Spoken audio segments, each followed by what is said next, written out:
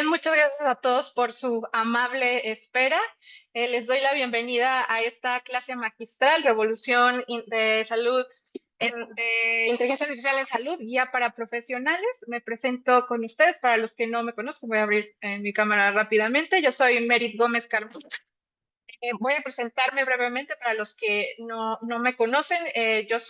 Trabajo en el CEBIER y soy graduada de la Universidad del Tecnológico de Monterrey, aquí en México. Como médico cirujano hice la especialidad en medicina interna, que fue avalada por la Universidad Nacional Autónoma de México. Y desde hace 4 años me desempeño en el CEBIER como en el rol de Customer Success Manager. En los últimos años también he trabajado en el tema de inteligencia artificial. Actualmente soy la embajadora regional del producto de Clinical Key AI y también realicé una especialización de específicamente inteligencia artificial en salud por la Universidad de Stanford. Entonces, nuevamente, todos muy bienvenidos a esta charla. Antes de que comencemos, nada más algunas indicaciones. Ya como les comentó mi compañera Zaira a través del chat, el chat no se encuentra activo para comunicarse con todas las personas asistentes. Sin embargo, si ustedes tienen alguna duda para nosotros los panelistas, por favor pueden hacérnoslo saber por ahí. Si tienen alguna pregunta relacionada al contenido, también por favor háganoslo saber a través del Q&A. Ahí los vamos a estar revisando al final de la parte expositiva. Y también hacerles la aclaración de que esta sesión se está grabando y que esta grabación se va a poder encontrar en el canal de YouTube de El Sevier Salud una vez que ya haya culminado la sesión. Entonces, bueno, ya sin más, voy a cerrar mi cámara para que nos podamos concentrar todos en las diapositivas. Y bueno, vamos a revisar un poquito de qué es la intención o qué es lo que vamos a revisar un poco a través de esta charla de 2 horas. Entonces, al final de esta charla, quiero que se cumplan estos siguientes objetivos.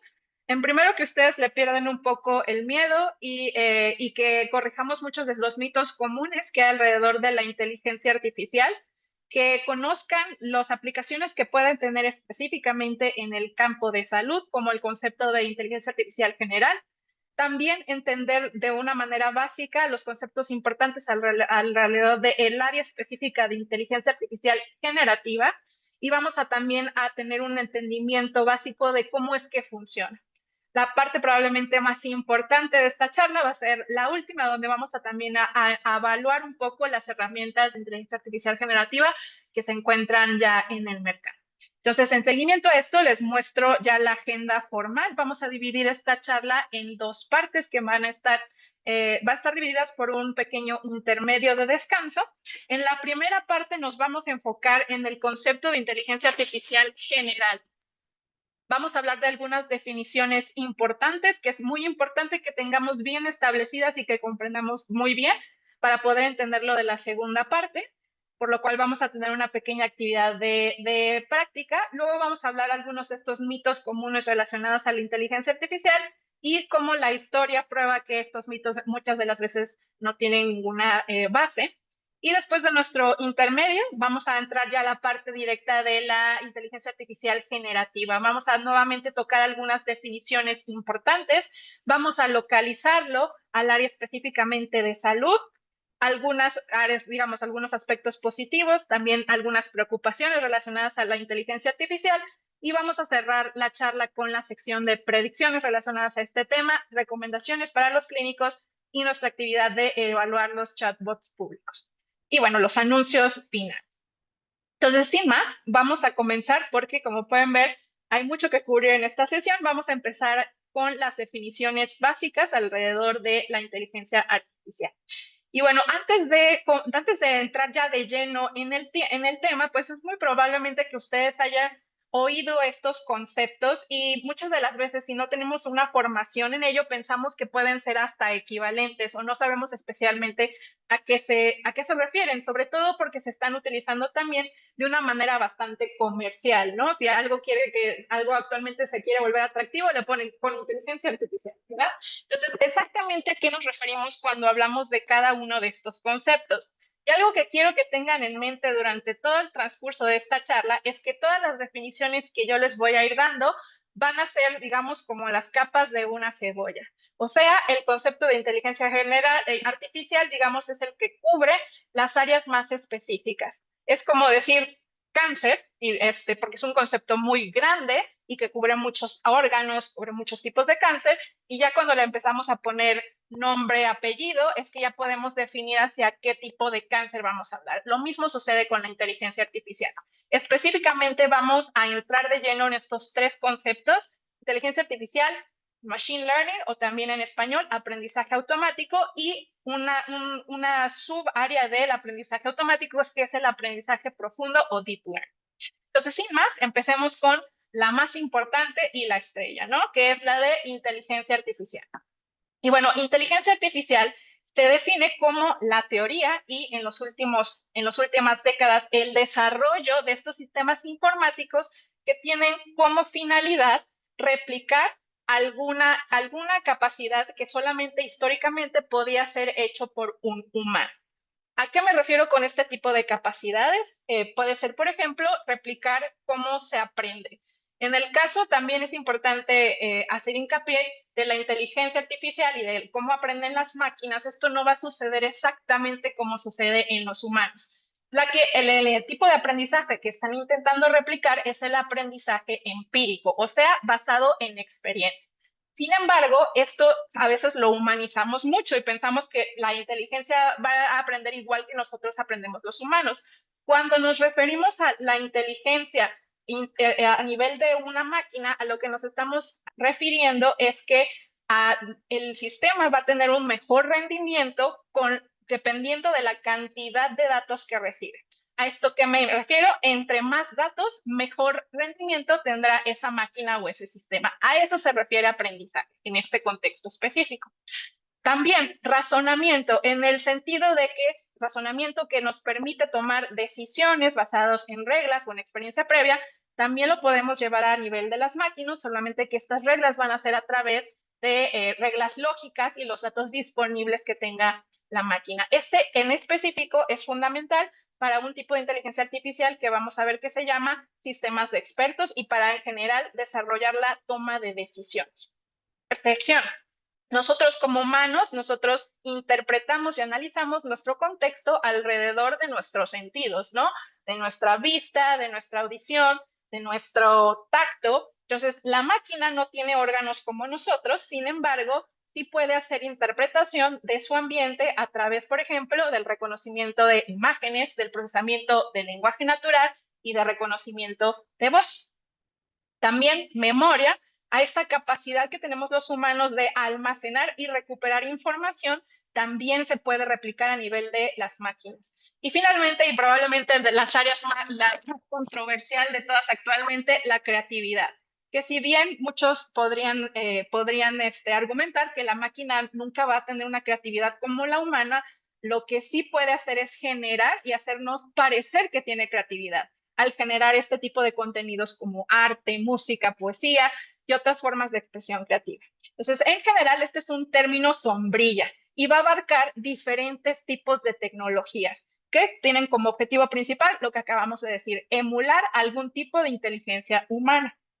La otra característica importante y que vamos a ver a continuación es que muchos de los productos de inteligencia artificial que se encuentran ya en el mercado no solamente se enfocan en emular alguna en específico, sino que van a juntar varias de estas áreas de cognición humana en un mismo producto, de manera muy similar a como lo hacemos en nuestro cerebro. No tenemos un cerebro para aprender, otro para memoria, sino que un mismo órgano hace diferentes funciones. Lo mismo sucede con los productos de inteligencia artificial. Ahora, ¿cómo la podemos dividir dependiendo de estas diferentes áreas en las que se puede ir desarrollando y emulando estas funciones humanas? Como pueden ver, y si ustedes buscan en la literatura, van a encontrar que hay muchas clasificaciones de la inteligencia artificial y probablemente muchas no coincidan específicamente con las que yo les estoy poniendo a continuación. Hay algunas que les pondrán algunas adicionales. Sin embargo, estas me parecieron las más representativas y las más importantes para que podamos entender los productos específicamente en el contexto de salud. Y bueno, una cosa también importante antes de que ya entremos de lleno a explicar cada una de ellas es que quiero que noten en el diagrama estas conexiones. Y va a suceder lo mismo. Como estamos intentando emular diferentes capacidades del humano, entonces esto no significa que un producto nada más vaya a utilizar un aspecto o un área de inteligencia artificial, sino que vamos a ver ahorita a través de algunos ejemplos que muchos conllevan y juntan varias de estas diferentes áreas de inteligencia artificial. Pero bueno, vamos a empezar. Aprendizaje profundo, como ya se los aterricé, ahorita lo vamos a ver mucho más de lleno, entonces voy a empezar con la de minería de datos. Entonces, ¿a qué específicamente nos referimos con minería de datos? Aquí es importante que estamos hablando de una técnica en específico cuyo objetivo es extraer información que previamente era implícita en los datos manejados. ¿A qué me refiero? Esta información estaba oculta y usualmente una vez que se descubre se va a destinar para ser utilizada en algún otro proceso.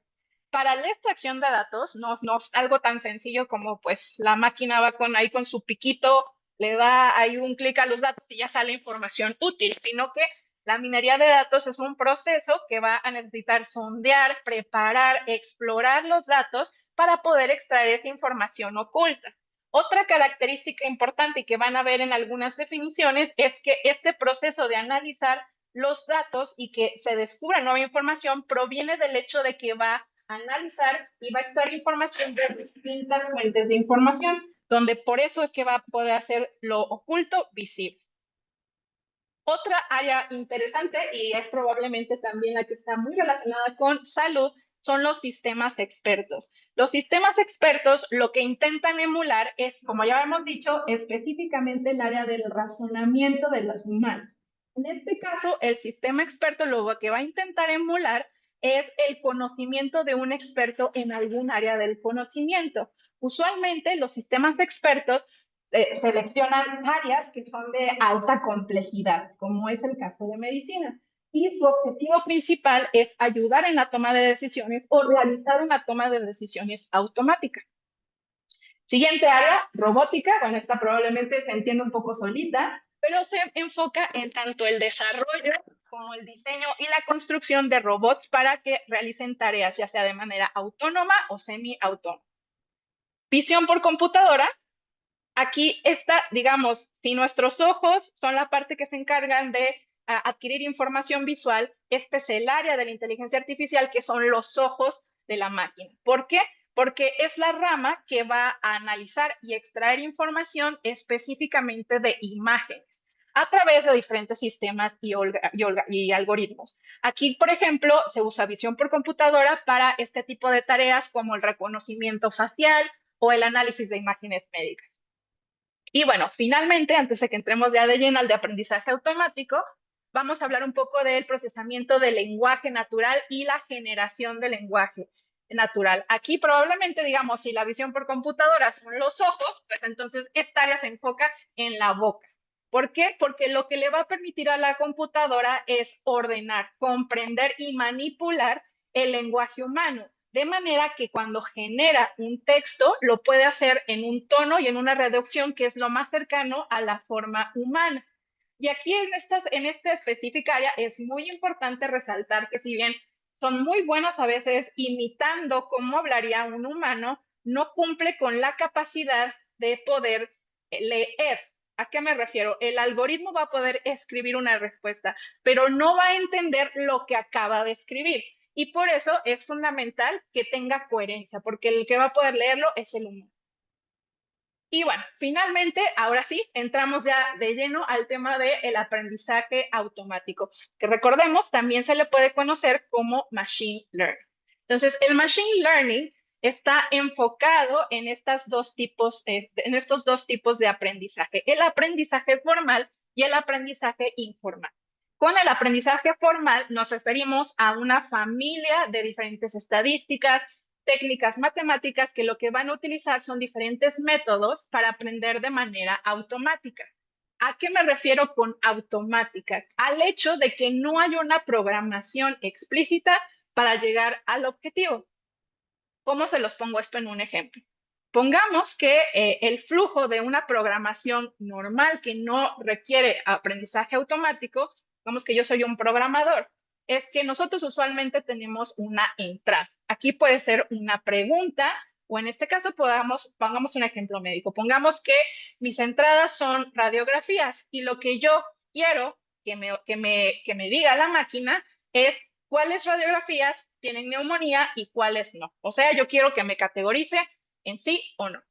Lo que usualmente sucede en una programación convencional es que el programador va a realizar esta función, esta serie de fórmulas para que esto me lleve a diagnosticar a esto. Este es el procesamiento.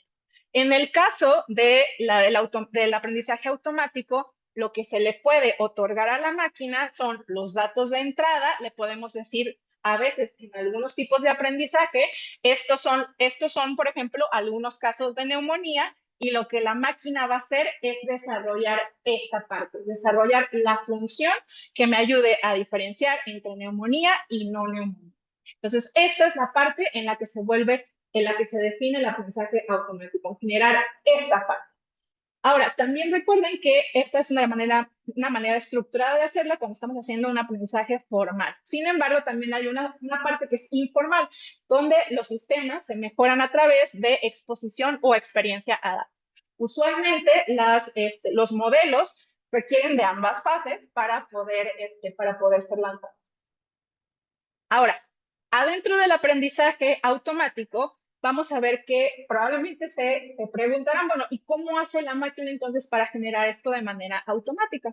Y la respuesta puede ser de dos maneras. Una manera, digamos, muy básica, que son los métodos tradicionales y que están basados en estadística y en matemática y el aprendizaje profundo. Entonces, estas son las dos grandes divisiones. El aprendizaje profundo, como su nombre lo implica, es un proceso mucho más complejo para generar una función y una respuesta. Ahora, ¿cuáles son algunos de los métodos tradicionales? Pueden ser tan sencillos como una regresión, o sea, por ejemplo, en este ejemplo podemos ver que le estamos pidiendo a la máquina que en base al tamaño de un tumor nos defina si es normal o anormal este tamaño, ¿no?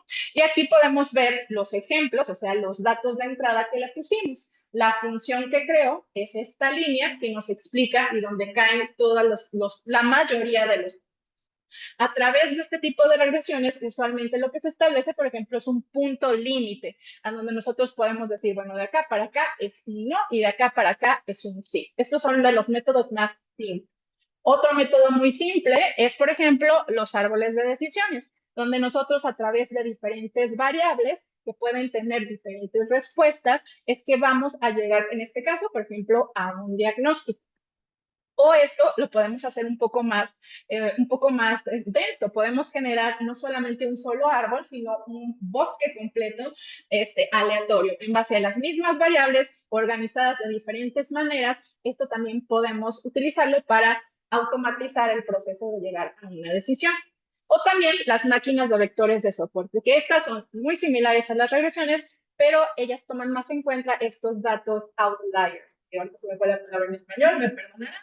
Pero en este caso, por ejemplo, la diferencia entre una regresión y una máquina de vectores es que la línea estaría probablemente mucho más involucrada en estos casos que están afuera. Si hubiera un caso acá, si hubiera un caso acá, lo tomaría en cuenta para generar la línea. Esas son las diferencias principales.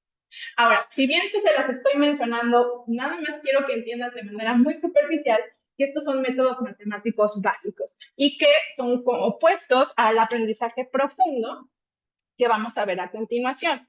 Entonces, específicamente, ¿a qué nos referimos con aprendizaje profundo? Bueno, aquí usualmente, cuando estuvimos viendo el aprendizaje tradicional, no sé si lo notaron, pero una de las características principales es que estábamos hablando de pocas variables, pocos datos de entrada, 3, 4 como máximo. Entonces, el aprendizaje profundo es este subtipo donde nosotros vamos a requerir o vamos a poder analizar y procesar una gran cantidad de datos de entrada. Entonces, una cosa importante es que el aprendizaje específicamente usualmente utiliza digamos, un ladrillo o un pedacito de Lego con el que vamos a construir todo, que son las redes neuronales. Esta es la estructura básica del aprendizaje profundo.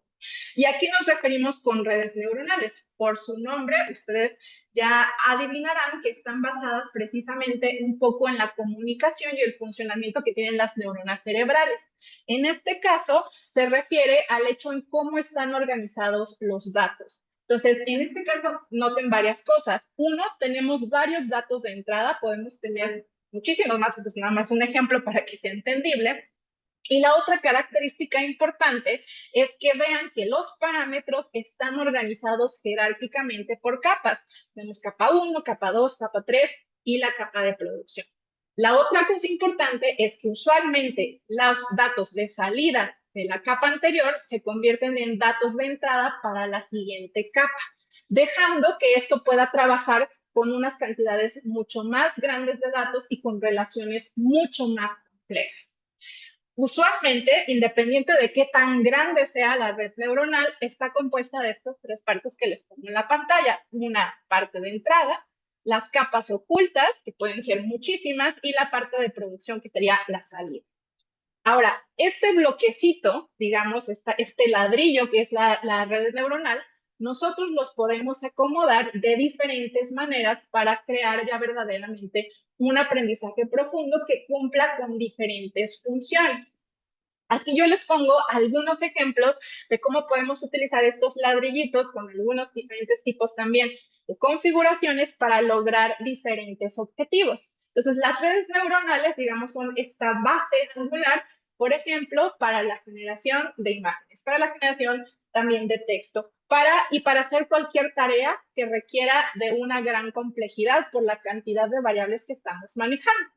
Algunos ejemplos, y nuevamente, no quiero que se los aprendan todos, pero quiero que entiendan un poquito de cómo se pueden organizar estos bloquecitos para que funcionen de diferentes maneras.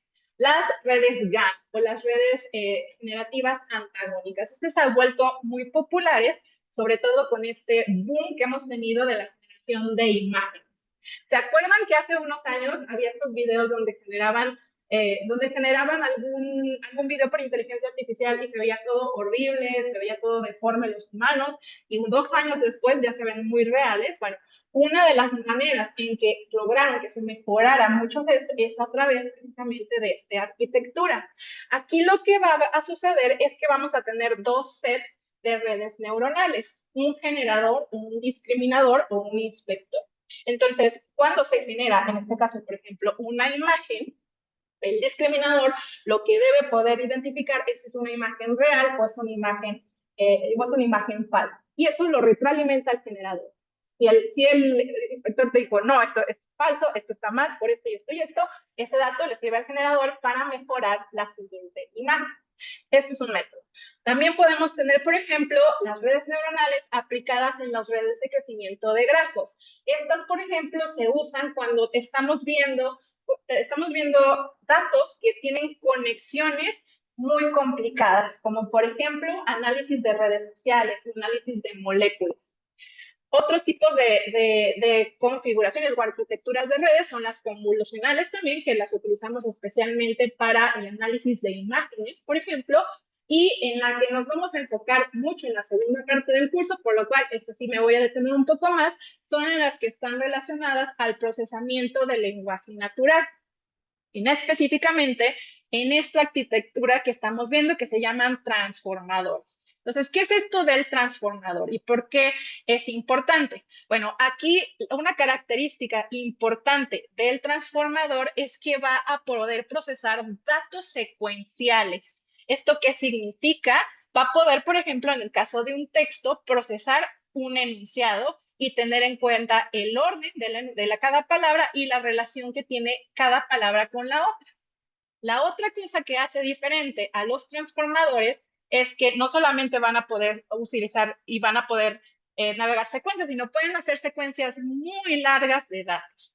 La otra característica importante es que también utilizan un mecanismo que se llama atención. ¿Y esto qué les va a permitir? Enfocarse en alguna parte específica de la entrada, en este caso nuestro enunciado, para poder hacer predicciones. Entonces, esto es lo que es la base fundamental para todos estos motores que generan texto. Por eso era importante que lo tocáramos. Muy bien. Entonces, yo sé que hemos visto muchos conceptos ahorita de manera un poco rápida, pero para poder, ahora sí que, para hacer la diferencia entre cuándo se utiliza un aprendizaje automático tradicional o cuándo se utiliza una red neuronal, prácticamente se reduce a estas 4 características. Cuando estamos manejando datos no estructurados. Específicamente en el área de salud manejamos muchísima información que no viene estructurada. Empezamos, por ejemplo, desde el lenguaje médico que utilizamos en una nota. Eso es un dato no estructurado. La imagen es un dato no estructurado. ¿Cuándo vamos a manejar una gran cantidad de parámetros? Ahorita vimos el ejemplo de, por ejemplo, los parámetros que teníamos en una regresión comparado con lo que teníamos en una red neuronal. Cuando estamos abordando problemas muy complejos o cuando necesitamos que nuestro producto tenga adaptabilidad y mejora continua. Esas son las características que nos van a hacer irnos sobre utilizar un método tradicional versus utilizar uno de aprendizaje profundo. Y bueno, entonces, ahora que ya vimos los conceptos clave y para terminar de reforzarnos, ahora sí vamos a hacer un pequeño ejercicio de práctica. Entonces, les voy a enseñar algunos escenarios de aplicaciones de inteligencia artificial en salud y les voy a mostrar algunas preguntas relacionadas para que ustedes puedan categorizar qué corresponde este escenario específicamente. Se los voy a lanzar a través de una encuesta, entonces por favor estén atentos al lanzamiento de la encuesta. Entonces, vamos a empezar con el primero. Ok, entonces, escenario número 1, la predicción de reingresos hospitalarios. El objetivo de este modelo es que desarrollar un modelo que prediga pacientes con alto riesgo de reingreso hospitalario dentro de los 6 próximos meses. El proceso para generar el modelo se recopilarán datos de pacientes, incluyendo historial médico, diagnósticos, tratamientos recibidos y datos demográficos. Los datos se van a limpiar y se van a preparar para el análisis, eliminando valores nulos y normalizando las variables. Se construirá un modelo predictivo con regresión logística que se entrenará con un set de datos diferentes a los de prueba. Oye, entonces vamos a lanzar la primera encuesta y tenemos 2 preguntas relacionadas a este primer escenario. ¿Qué áreas de inteligencia artificial están involucradas en este proyecto? Ojo, puede ser más de una. Y la segunda pregunta es, ¿qué tipo de aprendizaje automático se utilizó en este caso? Muy bien, les voy a dar unos 20 segundos más para que todos terminen de contestar.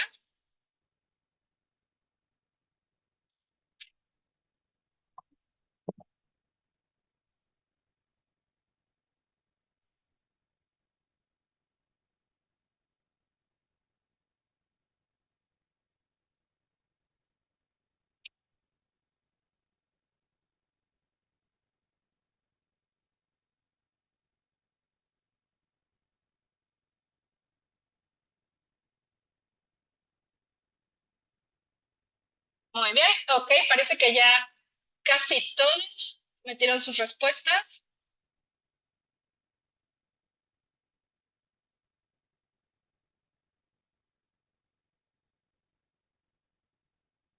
Ok, vamos a cerrarlo en 3 segundos. Ok.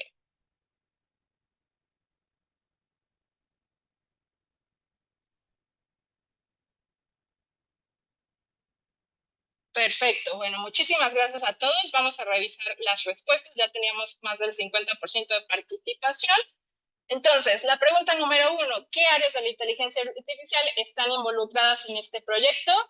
Minería de datos, que es la respuesta con mayor porcentaje, es correcta. Estamos hablando de un proceso de, como dijimos, recopilar, limpiar y discriminar los datos de diferentes fuentes. Ahí estaba el dato importante para hablar de minería de datos. Y la segunda área importante es que estábamos hablando de aprendizaje automático. Nosotros no queríamos programar el programa, el modelo, para para que nos arrojara la fórmula, sino que queremos que haga la fórmula, un modelo predictivo para poder identificar a los pacientes. Muy bien. La segunda pregunta, ¿qué tipo de aprendizaje automático se utilizó en este caso? Ok, y aquí recuerden que la clave es que nos estaban diciendo que se vaya a construir un modelo predictivo con regresión logística, que se entrena con un set de datos diferentes. Entonces recuerden que las regresiones logísticas en específico son un método de aprendizaje automático que es tradicional. Entonces aquí la respuesta correcta era tradicional. Muy bien, me dicen que me están escuchando un poco mal, entonces denme un segundo para cambiar mis audífonos. Pero en lo que sucede esto, les voy poniendo el siguiente caso.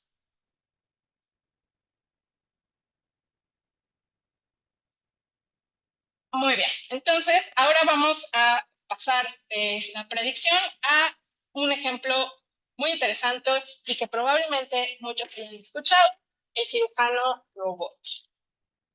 Ahora, vamos a ver la información que viene precisamente en la página de Intuitive, que son los productores del el sistema Da Vinci robótico, ¿no? Nada más denme un segundo.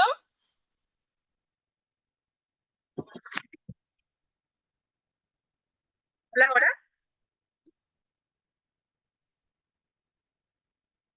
Hola, ¿me escuchan? Sí, Mer, se escucha. Hola. ¿No se escucha? Hola. Ah, perfecto. Muchísimas gracias a todos. Ok, entonces vamos a leer lo que viene. El sistema Da Vinci permite a los cirujanos realizar operaciones con mayor precisión y control a través de pequeñas incisiones. Utiliza brazos robóticos que replican los movimientos del cirujano, pero con una mayor estabilidad y precisión. Incorpora una cámara con imágenes 3D de alta definición que proporciona una visión ampliada y detallada de áreas quirúrgicas. La inteligencia artificial puede ofrecer sugerencias intraoperatorias en tiempo real basadas en datos de procedimientos anteriores a través de notificaciones y señales visuales. Da Vinci 5 está diseñado para seguir evolucionando con el tiempo a través del software y las capacidades mejoradas. Muy bien, entonces, ahora sí, vamos a ver qué es lo que opinan sobre las áreas que están involucradas en el Da Vinci 2. Entonces ya lancé el ejercicio.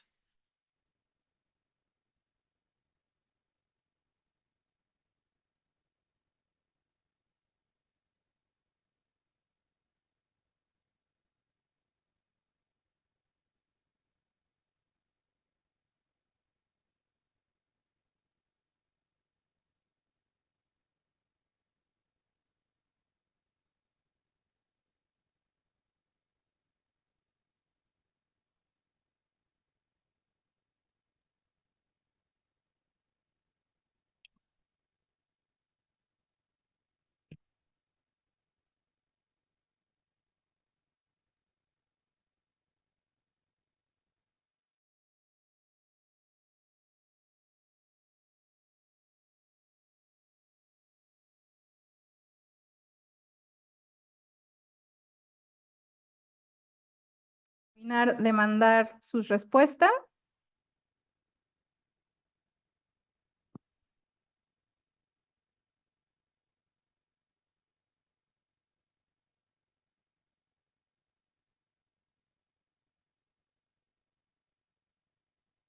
Y listo, vamos a terminar la encuesta y bueno, vamos a revisar. Bueno, esta era un poco más compleja porque aquí había prácticamente casi todas las áreas que venían como opción están involucradas. Robótica, pues claramente, literal, es un robot, brazos robóticos que replican el movimiento de cirujanos.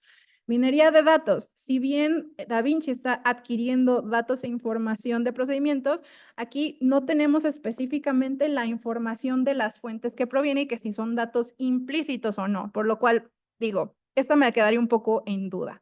Visión por computadora, completamente correcto. Recuerden que está utilizando cámara con imágenes que vuelven ahora sí que la imagen en 3D.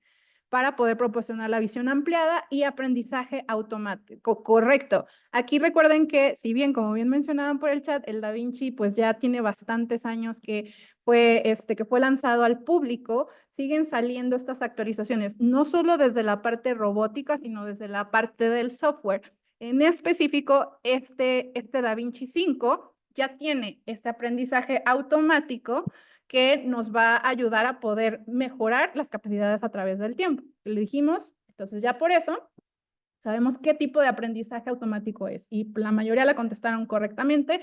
Si nosotros queremos que el DaVinci mejore con el tiempo, entonces necesitamos que sea a través de aprendizaje profundo con alguna arquitectura que utilice redes neuronales. Muy bien. Ok, entonces vamos con el último ejemplo.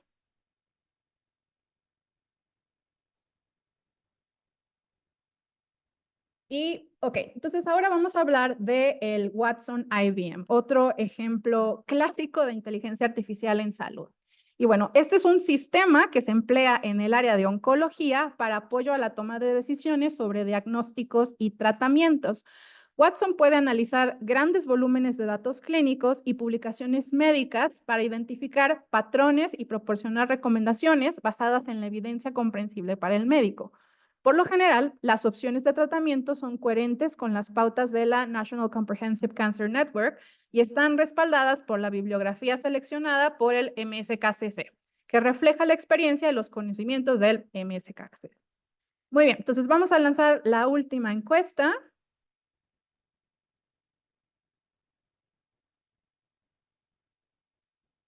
Y nuevamente tienen 1 minuto para decirnos qué áreas de la inteligencia artificial están involucradas en este proyecto y qué tipo de aprendizaje automático necesita Watson para poder funcionar.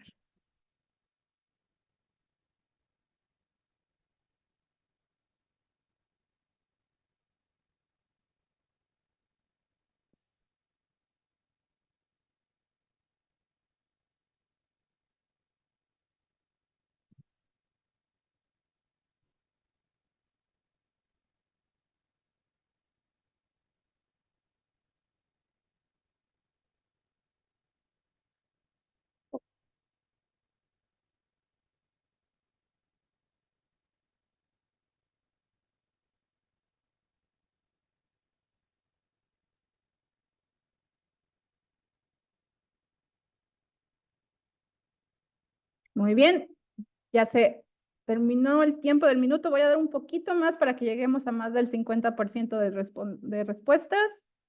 Ok, perfecto. Muchísimas gracias a todos por contestar y vamos a revisar. Áreas de inteligencia artificial que están involucradas en este proyecto. Bueno, aquí sí, correctamente nos está diciendo que una de las características de Watson es que va a analizar grandes volúmenes de datos clínicos que provienen de diferentes fuentes, o sea, datos clínicos de pacientes y publicaciones médicas. Por lo cual, aquí sí hay probablemente información implícita que va a salir a la luz. Visión por computadora no nos está haciendo mención de que haga algún análisis o haga interpretación de imágenes en este caso. Entonces, esta por ahora no. Aprendizaje automático, correcto. Esto sí es especialmente un área de aprendizaje automático que necesitamos. Y finalmente, efectivamente, sistema experto. Entonces, recuerden que habíamos dicho para áreas especializadas, complejas, en este caso oncología es un perfecto ejemplo, y que ayuda en la toma de decisiones, por lo cual específicamente esto es correcto, es un sistema experto.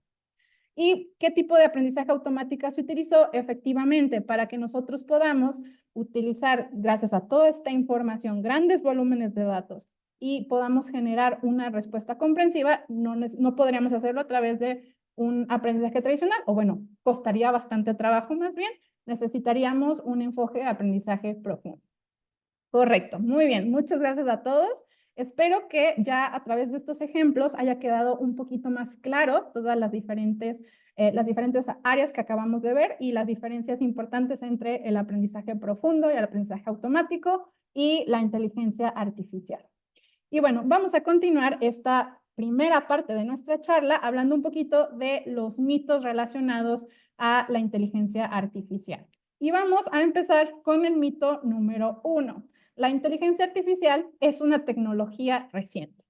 Esta probablemente es una percepción que tengamos de cierta manera todos por la manera en que se ha publicado la información relacionada a la inteligencia artificial generativa.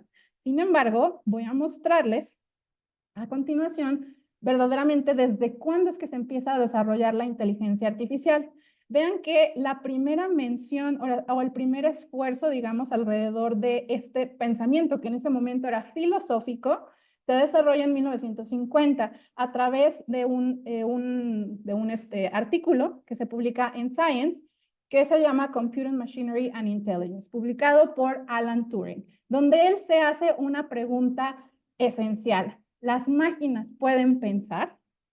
Este artículo usualmente es conocido y se vuelve famoso por la postulación que hace Turing relacionada a probar si la máquina puede pensar o no, que es conocida actualmente como el test de Turing. Entonces, ¿a qué exactamente se refiere con test de Turing?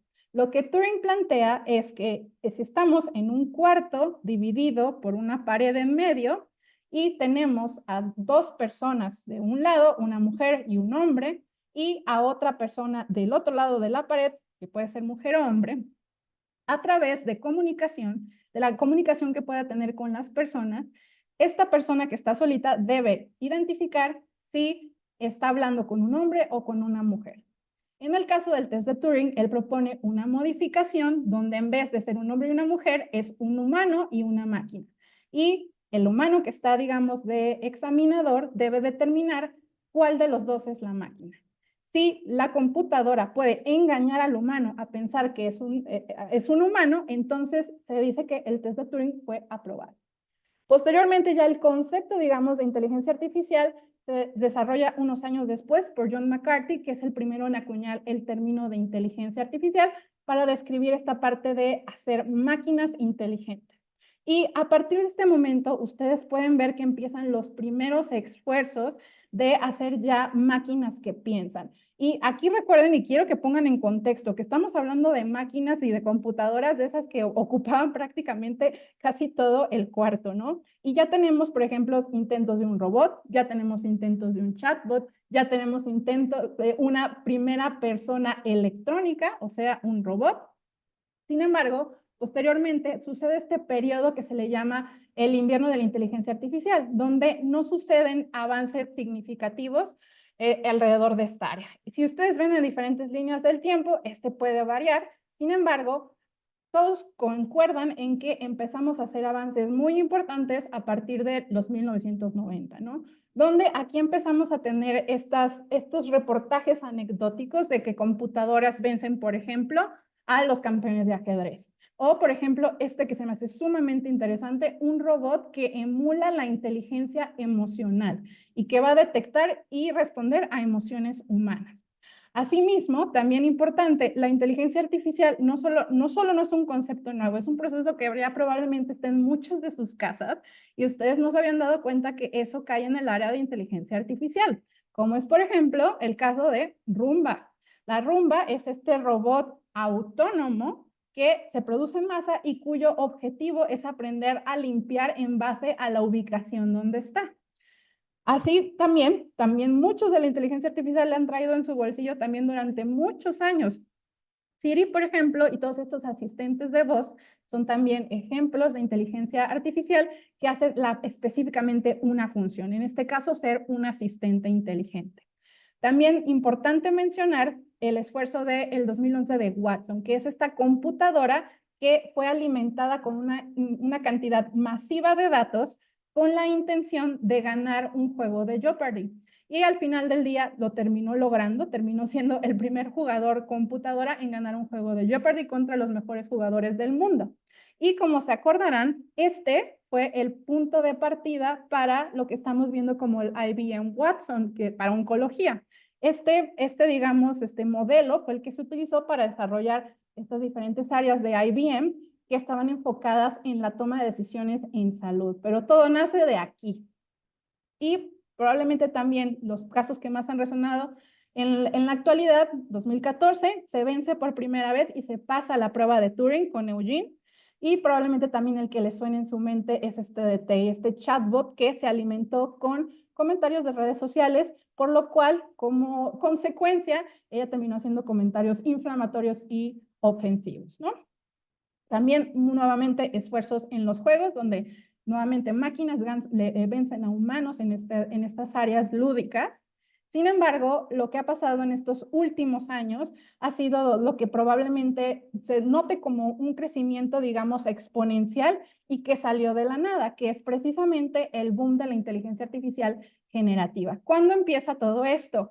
A diferencia de lo que muchos pensamos, no llega con el nacimiento de ChatGPT en 2023, sino que empieza desde unos años previos. En 2019, mientras estábamos a punto de entrar en pandemia, OpenAI, que es el que desarrolla el primer generador preentrenado de transformación, que es GPT, es lanzado. Y con la intención es esta generación de texto.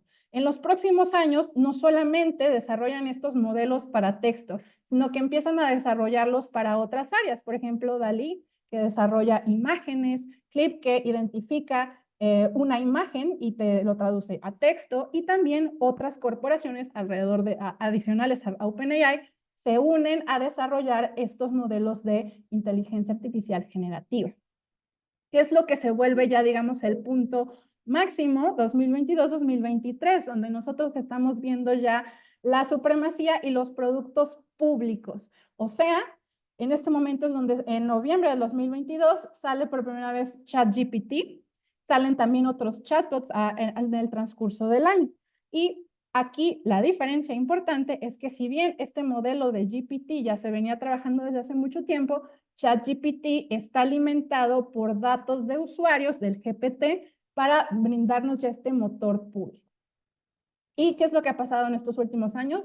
Más y mejores. Ya es muy difícil seguirles ahora sí que la pista a todos los motores que salen todos los días y todas las diferentes funcionalidades que ahora tienen estos motores de inteligencia artificial generativa. Sin embargo, como pueden ver, ya por historia, esto no es algo nuevo. Ahora, muchos de ustedes dirán, bueno, ok, ya me enseñaste la línea del tiempo, ya me queda claro, esto no es nuevo para el área de informática y para algunas otras, pero esto es nuevo para el área de salud. La respuesta es esto también incorrecto. ¿Por qué? Porque ha habido intentos también de involucrar inteligencia artificial en el área de salud desde 1970. Entonces, el primer intento, y usualmente van de la mano estos dos, el del internista 1 y EMISIM, porque sucedieron el mismo año, es donde intentamos hacer estos parteaguas en cuanto a la toma de decisiones. El internista 1, aquí su objetivo era literal, imitar el razonamiento de un experto. Entonces estamos hablando que era un modelo experto. ¿Y cómo lo hacía? Le daban información de una historia clínica, síntomas, le daban una exploración física, laboratorios. El internista 1 lo que hacía era formular una lista de diagnósticos diferenciales y para llegar a un diagnóstico final lo resolvía a través de preguntar diferentes preguntas. Entonces, si bien este fue un intento, digamos, bastante exitoso en cuanto a la capacidad que tenía de diagnóstico, al final del día decidieron que no era lo suficiente. Era lo suficiente, por ejemplo, para un médico general o hospitalista, pero no tenía el nivel de especialización que uno esperaría. Entonces, por eso decidieron no lanzarlo.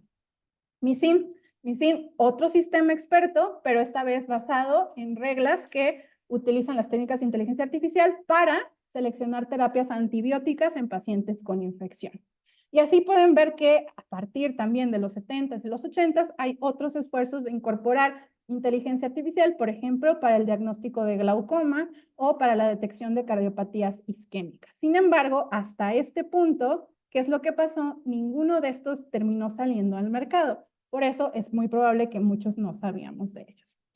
Ahora, bueno, ya vimos, sí hay esfuerzos en la medicina, todo esto sucedió hace mucho tiempo. Todavía no hay nada de inteligencia artificial para salud que se esté utilizando actualmente. Nuevamente, incorrecto. En realidad, a través de la FDA ya están aprobadas más de 91 dispositivos que utilizan inteligencia artificial específicamente para el área de salud.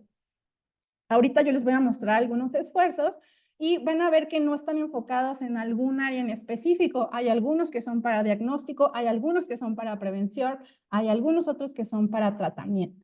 Vamos a empezar los de diagnóstico por imagen, que estos también han sido muy, han sido muy hablados.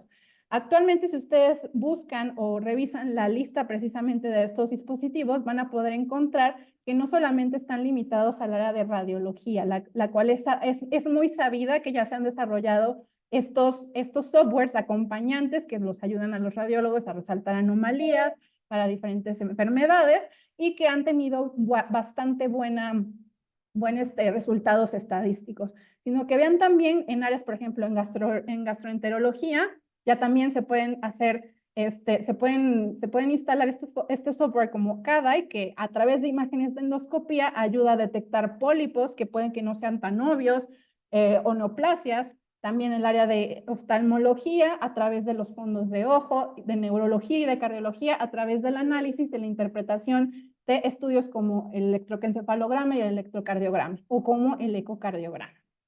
Esto es en el área de diagnóstico como CAR. Ahora, ¿qué viene en el área de tratamiento médico y quirúrgico? Bueno, ya también tenemos algunos sistemas que están funcionando y que se pueden hasta integrar a expedientes electrónicos y que ahorita que les lea la descripción de seguro les va a recordar algo. Por ejemplo, Precision. Esta es una plataforma que justamente utiliza inteligencia artificial con aprendizaje profundo para enfermedades infecciosas. O sea, su objetivo es mejorar la prescripción y la dosificación en los hospitales con la integración al sistema de expediente electrónico. En base al diagnóstico y a las características del paciente es que va a hacer una sugerencia de antibiótico y de dosis. Si se recuerdan, pues esto me recuerda mucho a Misin, pero ahora sí ya sucediendo y ya a la venta en algunos países. Ortoma también, aquí esto enfocado al área quirúrgico. La intención es que a través de este tipo de visión de computadora se puedan reducir los tiempos de planificación preoperatoria y generar planes ya que son sugeridos en minutos. Y uno de los que se me hizo también más interesante, sobre todo por su practicidad, es de Triton System, que ustedes saben todos, sobre todo los quirúrgicos, que un área que siempre ha sido el dolor de cabezas es la cuantificación del sangrado. Entonces, a través de este sistema de Triton, lo que ellos proporcionan es una pérdida de sangre que es más precisa a través de la visualización, la contabilización en una aplicación, por lo cual uno pone la gasa o la toalla enfrente del celular con esta aplicación y te va a hacer una estimación que ha sido mucho más precisa que las utilizadas como gravimétricas o las visuales. Entonces, estos son algunos de muchos más ejemplos que hay allá afuera. Y finalmente, para la prevención y la medicina personalizada. Y aquí también vamos a poder encontrar dispositivos que destacan por su practicidad, por ejemplo, el de Mimosa, que a través de al agregar este pequeño aditamento al celular, podemos capturar datos de tejidos como oximetría, la temperatura, tomar imágenes digitales en segundos para hacer diagnósticos preventivos antes de que suceda. También, por ejemplo, otra implementación exitosa de detección es el sistema de TrueScore, que aquí lo que intentaban era disminuir la incidencia de sepsis a través de la detección temprana. Este también ya se encuentra funcionando a través de 5 hospitales y lo que han visto es que si bien en el 82% de los casos de sepsis la IA fue precisa en el 40%, para que ustedes tengan contexto, la última vez que se intentó un sistema de alerta para detección temprana de sepsis, su eficacia era del 2%, por lo cual 40% es una gran mejoría, ¿no? Y finalmente, muchos de nosotros tampoco lo tenemos en mente, pero si no hubiera sido por la inteligencia artificial, probablemente no hubiera llegado la vacuna de COVID. ¿A qué me refiero con esto? Usualmente, después de que hacen estas fases de ensayos clínicos y que terminan digamos, de adquirir la información, viene esta fase de limpiar los datos, ¿no? Y esto usualmente le toma a los científicos alrededor de 30 días hacerlo. Sin embargo, por la premura de la situación, ellos utilizaron un motor de inteligencia artificial que se llama Smart Data Query y lo que se hacía en 30 días, limpiaron los datos en 22 horas y se logró avanzar a la siguiente fase. Por lo cual, como pueden ver, estos son algunos ejemplos muy interesantes, no solamente de ahora, sino de que ya pasaron algunos años, de cómo ya se ha implementado en algunos áreas. Y bueno, para terminar esta parte, vamos a cubrir el mito número 4, que es, bueno, si esto es así y ya podemos hacer todas estas cosas, entonces pronto los médicos ya no vamos a ser necesarios. O sea, desplazamiento por la tecnología. Y bueno, aquí no lo voy a decir yo, sino que les pongo una cita de Ehrenfeld, que es el presidente de la American Medical Association. Y él nos comenta lo siguiente: para mí es claro que la inteligencia artificial nunca va a reemplazar a los médicos, pero los médicos que utilizan inteligencia artificial van a reemplazar a esos que no. Entonces, es muy difícil tener una esfera en el futuro y decir todo va a seguir funcionando como está. Eso es probablemente falso. Nuestro rol sí se va a transformar, probablemente se vuelva más sencillo en algunas cosas por la inteligencia artificial. Sin embargo, hasta el momento, ninguno de los diferentes avances que hemos visto ha llegado a reemplazar al humano en estas específicas áreas que les pongo, que son especialmente relevantes en la medicina, como el razonamiento complejo, el juicio, el aprendizaje por analogías. Por lo cual, hay medicina para rato, pero que sí es importante que sepamos, que estemos ahora sí que letrados en tecnología y que sepamos cómo la podemos utilizar en nuestra área. Entonces, bueno, con esto vamos a entrar al el intermedio.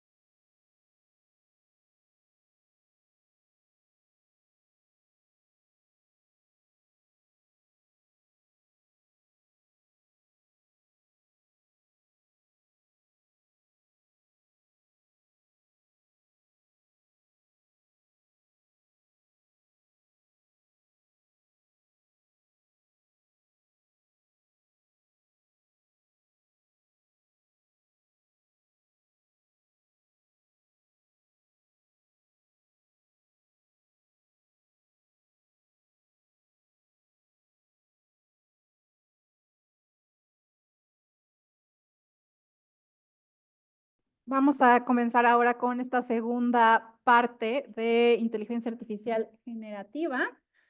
Nada más confirmando que me escuchen todos, me podrían nada más confirmar a través del chat, o sea, me podrías confirmar si me están escuchando. Todo bien, Met, adelante, te escuchamos. Perfecto. Muy bien. Entonces, vamos a comenzar ahora sí ya de lleno con el tema de inteligencia artificial generativa. Entonces, como les habíamos adelantado, primero nuevamente vamos a tener que tocar algunas definiciones de entrada para poder hablar especialmente de este tema. Y vamos a empezar específicamente con la de inteligencia artificial generativa. Y aquí nos estamos enfocando a una tecnología cuyo objetivo principal es crear contenido nuevo a base de estos modelos de aprendizaje profundo que están entrenados en un conjunto grande de datos.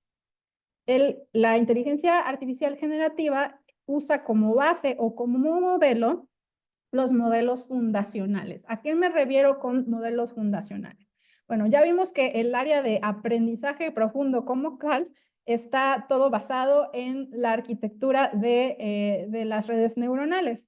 Sin embargo, estos, al acomodarse de cierta arquitectura y de cierta manera, es que forman los diferentes tipos de modelos. Entonces, los modelos fundacionales, en especialmente, se caracterizan por estas dos cosas importantes. La primera es que este tipo de modelos van a aprender de una cantidad muy, muy grande de información que no está etiquetada. O sea, es un aprendizaje sin supervisión, donde lo importante es que la máquina no recibe una etiqueta creada por el humano, sino que va a generar sus propias etiquetas de esos datos basados en la estructura. Entonces, esa es una condición importante. No tiene, digamos, etiquetas previas, ella solita se las pone.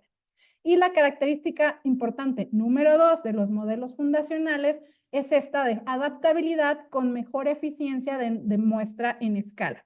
En otras palabras, esto significa que su efectividad y la relevancia de las respuestas va a correlacionar con el tamaño de los datos y con el número de parámetros que maneje. Entre más grandes y más parámetros tenga, más eficiente va a ser. Y esto, al ser alimentada de esta cantidad tan grande de datos, los modelos fundacionales tienen una característica importante, que es que pueden desarrollar y se pueden utilizar para nuevas tareas que no necesariamente fueron programadas. Y para ponérselos esto en concepto o en un ejemplo, pongamos que tenemos un chef. En nuestro modelo fundacional es un chef que ha estudiado durante muchísimos años diferentes técnicas, diferentes tipos de cocina gastronómica y sabe hacer muchos platillos. Y de repente le llegamos y le pedimos que nos haga un platillo súper extraño que solo hacen en una isla muy específica. Como él tiene tanto conocimiento previo de gastronomía, es muy probable que pueda hacer y que pueda utilizar esa información que él ya tiene y esa experiencia que ella tiene para esta nueva tarea, aunque nunca la haya hecho antes. A eso se refiere el hecho de generar nuevas funciones. Ahora, adentro de los modelos fundacionales los podemos diferenciar por el tipo de información en el que manejan. Y aquí es donde viene el concepto que muchos probablemente han escuchado, que es que los modelos fundacionales que procesan la información en texto se les llama LLM o modelos de lenguaje grandes. Sin embargo, también recuerden que en esta categoría podemos encontrar otros tipos de formato, como los modelos que usan como datos el audio y el reconocimiento de velocidad, que pueden ser para imágenes, o también han tomado mucho énfasis en este último año los que son multimodales. O sea, no solamente pueden manejar texto, sino que también pueden manejar input de imágenes o pueden manejar hasta entradas de voz. Ahora, especialmente nos vamos a enfocar ahora en los modelos de lenguaje grande. Entonces, ¿qué es importante que sepamos de ellos? Bueno, ya vimos que una parte de lo que son está definido porque son un modelo fundacional. Sin embargo, la otra cosa importante que los hace modelos de lenguaje grandes es una segunda estructura que ya hablamos y que era importante y que mencionamos que era parte de las diferentes arquitecturas de aprendizaje profundo, que son los transformadores. Entonces, la manera en que nosotros podemos generar el texto de la manera que se hace es posible gracias a este modelo de transformador. Que recuerden, dijimos que tienen dos características importantes. Uno, van a procesar la información secuencialmente. Y la otra característica importante es que funcionan con este mecanismo de atención, donde a ciertas partes de la entrada le voy a poner más atención que a otras. Por ejemplo, si la tarea es poner la última palabra en un enunciado, lo que va a hacer el mecanismo de atención es que a la palabra que más probablemente le ponga atención es a la última antes de la que yo debo llenar, ¿no? Por darles un ejemplo. Y cumplen con las mismas dos características que dijimos de los modelos fundacionales, entrenados con una cantidad masiva de parámetros, lo que los hace resolver diferentes tareas, y usan entrenamiento no supervisado, que ya dijimos que son datos sin etiqueta. Entonces, estos cómo funcionan ya en práctica con esto que acabamos de decir, el modelo fundacional con el transformador. Y bueno, vamos a empezar aquí en nuestro diagrama, que la entrada, o sea, el input que yo le estoy dando a la máquina, en este caso, es que me complete la siguiente frase. La ardilla es de color y él ya debe poner la última palabra. Entonces, ¿qué es lo que va a hacer el transformador? En número 1 va a dividir este enunciado, que es un segmento en diferentes partes. En cada palabra se va a convertir en una porción, ¿no? Entonces, si esto es una naranja, si el enunciado es una naranja completo, la primera cosa que va a hacer el transformador es que la va a partir y la va a marcar. Este es el pedazo 1, 2, 3, 4. La otra cosa importante es que no se va a procesar las palabras así como están, sino que se van a traducir a un lenguaje numérico. Y esto va a suceder en casi todos los modelos fundacionales sin importar el tipo de formato que reciban de entrada, ya sea que sea imagen, ya sea que sea texto. Usualmente esto se va a convertir en una representación numérica. A este proceso se le llama tokenizar. Por lo cual, en este caso, nuestra secuencia de palabras se convierte en una secuencia de números, que es importante que este número en concreto tiene en mente o considera también el contexto de dónde se encuentra esa palabra, que está, por ejemplo, ardilla está entre la y es.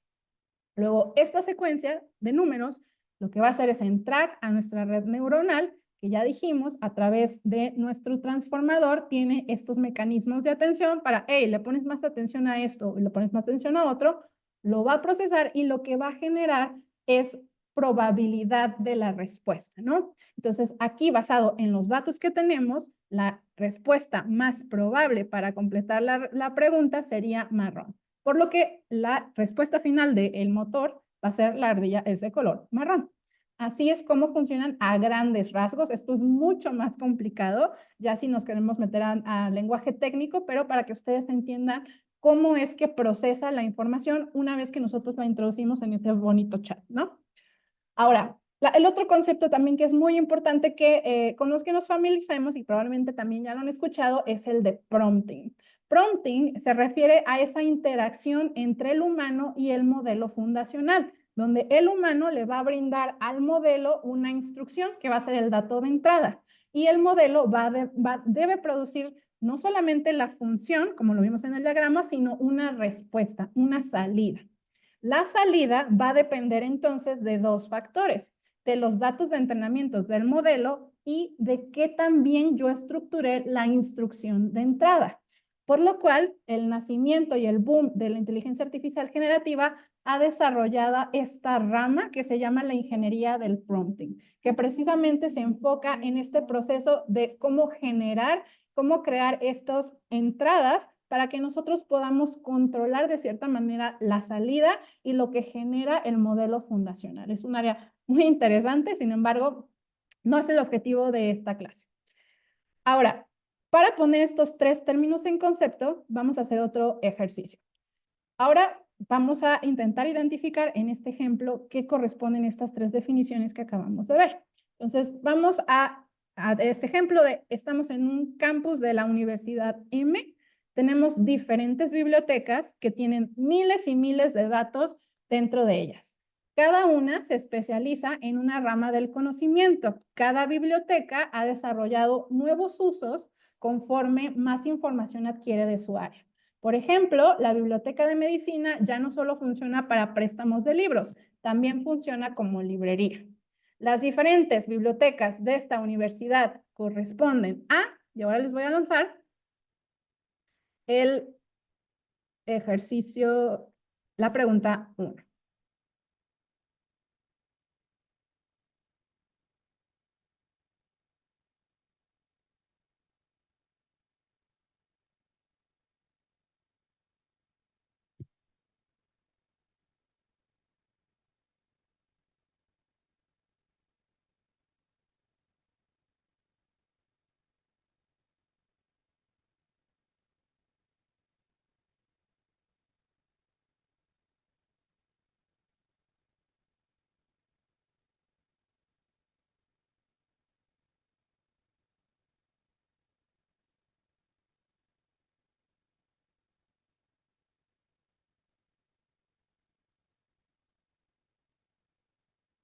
Muy bien, les doy 10 segundos para que terminen de mandar su respuesta.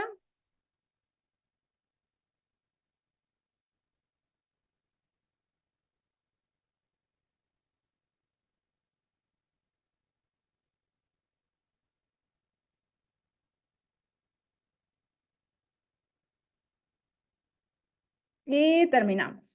Muy bien, muchas gracias a todos por participar. Vamos a mostrar la respuesta. Aquí la respuesta correcta es que cada una de estas bibliotecas es un ejemplo de un modelo fundacional. ¿Cuáles son las claves importantes? Cada biblioteca puede manejar miles de datos dentro de ella. Vamos a decir que esa es una característica importante de los modelos fundacionales y que pueden generar nuevas habilidades basadas en esa información tan grande que tienen. Por eso la biblioteca de medicina ya no solamente hace una cosa, sino también hace la otra. Entonces, esto era el modelo fundacional. Esto era importante para que sigamos entendiendo lo que viene a continuación. Ahora, nos vamos a olvidar de todas las otras bibliotecas y ahora solo nos vamos a enfocar en la biblioteca de medicina de este campus de la universidad. Cuando entramos a la biblioteca, te recibe un mostrador principal al que le puedes hacer preguntas. La secretaria del mostrador va a escuchar tu solicitud y la va a traducir al sistema de clasificación Dewey, organizada por área y tema, y le va a marcar a los bibliotecarios para que sepan en qué concentrarse. Y la secretaria va a pasar la solicitud a los bibliotecarios. Cada bibliotecario tiene una tarea específica y se comunica con otros bibliotecarios para organizar y encontrar información dentro de la biblioteca. Cuando un usuario hace una pregunta, los bibliotecarios trabajan juntos, pasando la información entre ellos para encontrar la respuesta correcta. Muy bien, entonces vamos a lanzar la segunda parte. Perdón, me tengo que acabar el anterior.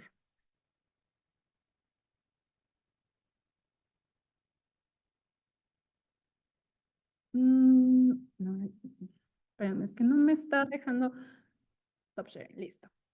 Ahora sí. Entonces, la biblioteca de medicina, si ya dijimos que la serie de bibliotecas son los modelos fundacionales, la biblioteca de medicina solita, que es la secretaria, ¿qué es? Y los bibliotecarios, ¿qué son?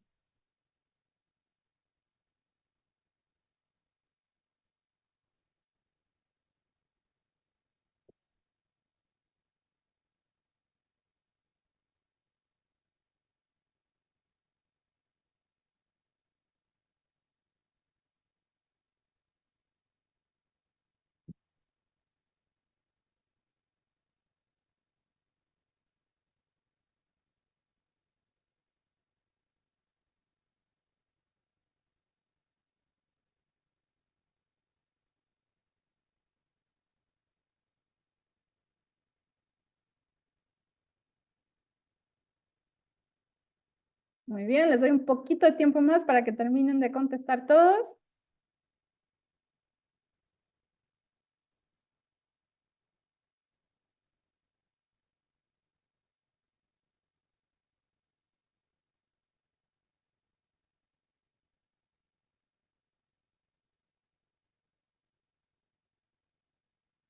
Y bueno, la terminamos. Vamos a ver los resultados. Ok, entonces, la biblioteca de medicina. Si ya dijimos que cada biblioteca equivale a un diferente modelo fundacional, uno se encarga de texto, otro se encarga de imagen, otro se encarga de de voz, entonces una sola biblioteca, la única respuesta que podía hacer es la de LLM, ¿no? Es un tipo específico de modelo fundacional.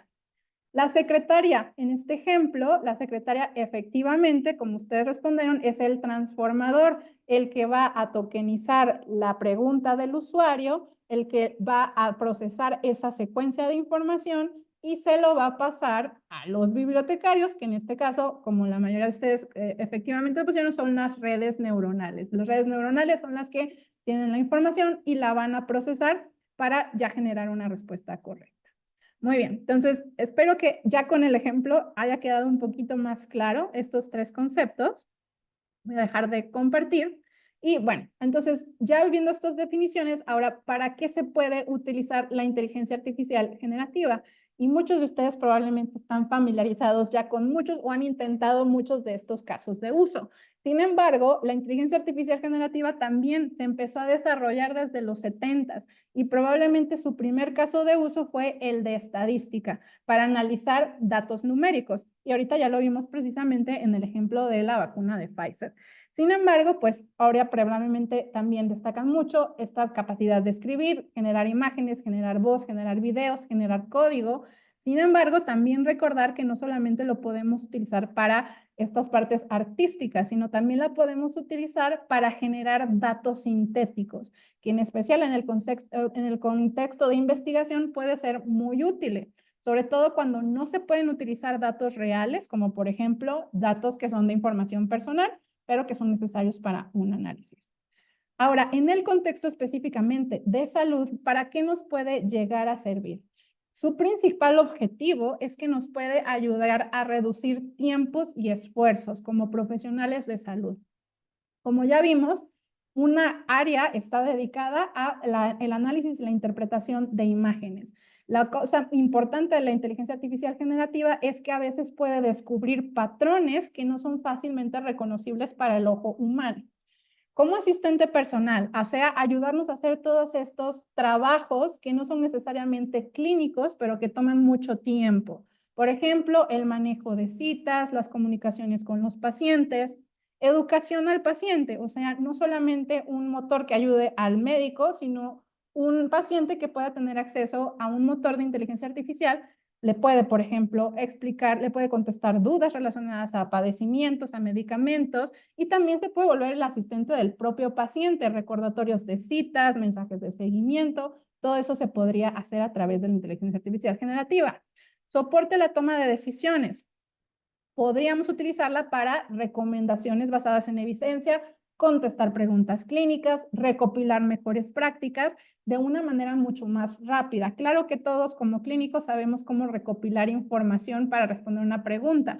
Sin embargo, esto nos puede tomar mucho tiempo. Aquí la intención es que se pueda hacer en un tiempo corto y se pueden hacer recomendaciones de calidad, ¿no? Basadas en evidencia.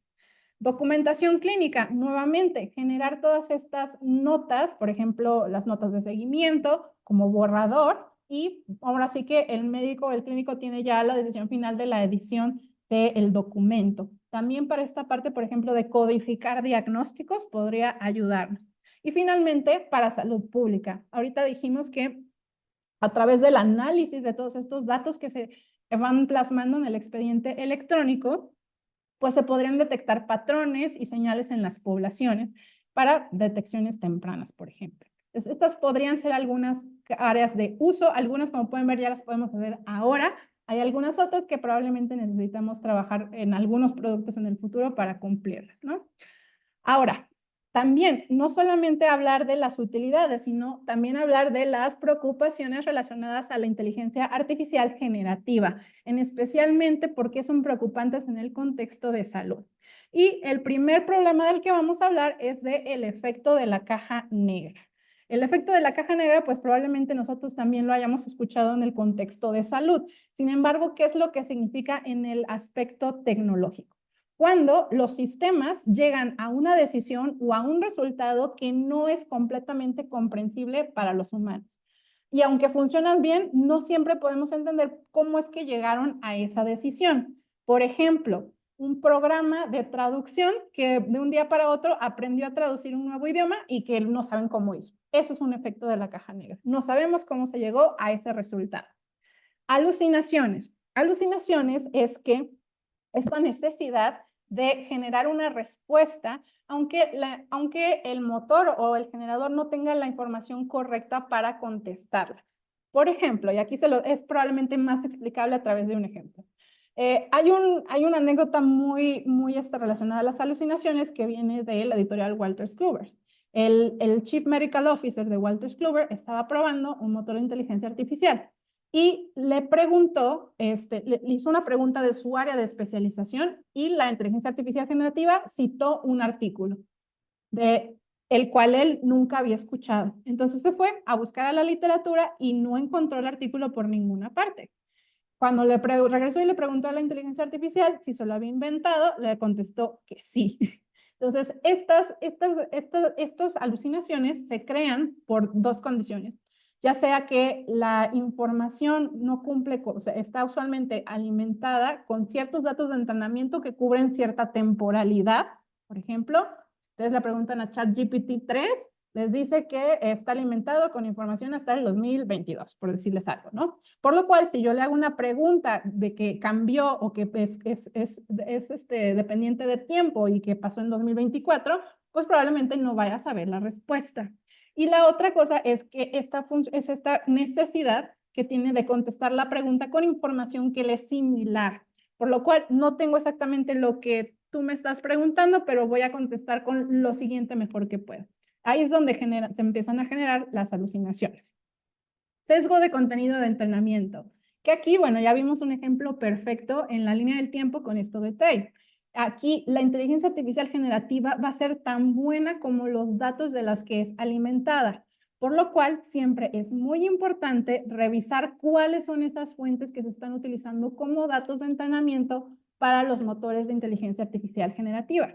Y finalmente, la protección de datos personales. Esto es una preocupación latente porque si bien la inteligencia artificial nos puede ayudar a despersonalizar información importante en el manejo de datos, también la inteligencia artificial tiene la misma capacidad de poder repersonalizar datos, sobre todo que son muy específicos para una persona y volver a identificar una identidad.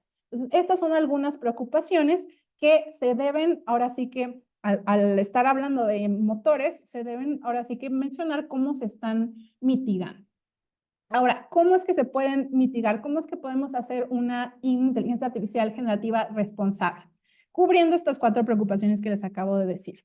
Bueno, número 1, efecto de la caja negra. El efecto de la caja negra se resuelve de una manera fácil, siendo transparente con cómo se hace la comprensión de la pregunta en nuestros motores de inteligencia artificial generativa, cómo se localiza la información y que se puedan rastrear las referencias. Las alucinaciones suceden, ya les dije, en principal por los datos de entrenamiento y por esta facultad donde no puedo sacar información que salga de mis datos de entrenamiento. Sin embargo, ya hay maneras en cuanto a arquitecturas programadas para poder mitigar esto. Por ejemplo, la arquitectura RAG. Esto lo que hace, ahorita lo vamos a explicar un poquito más a fondo, es que la inteligencia artificial no solo dependa de los datos de entrenamiento, sino que pueda jalar información más actual. El sesgo de contenido de entrenamiento.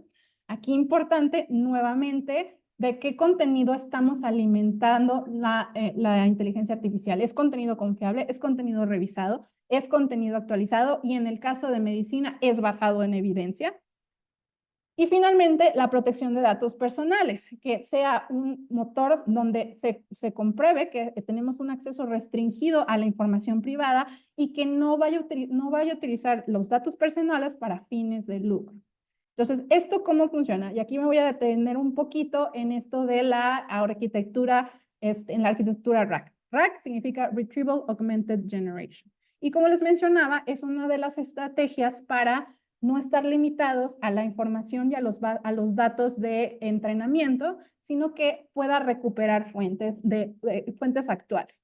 Entonces, ¿cómo funciona esta arquitectura? Es que se involucran estos pasos donde prácticamente después de que se comprende la pregunta, la inteligencia artificial generativa va a recuperar información de una base de conocimiento de confianza que se está actualizando constantemente.